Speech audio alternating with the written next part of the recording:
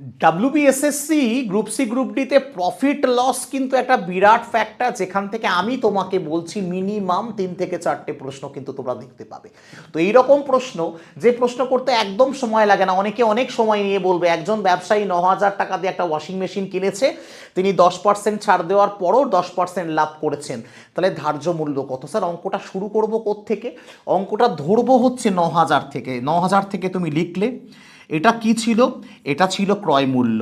তারপরে কোথায় যাব? বিক্রয় মূল্য কত স্যার? 10% লাভ মানে 110/100, বা তুমি 11/10ও করতে পারে। 10% ছাড় দিয়েছো মানে কত পার্সেন্ট পে করেছিলে? 90%। ব্যাস, তোমার অঙ্ক কিন্তু এখানেই শেষ হয়ে গেল। এই একটা শূন্য, 3টে শূন্য কেটে দিলে, ব্যাস এই 9 কেটে দিলে, তাহলে চোখ বন্ধ করে এক লাইনে আনসার হয়ে গেল কিন্তু 11,000। আশা করি বোঝা গেছে।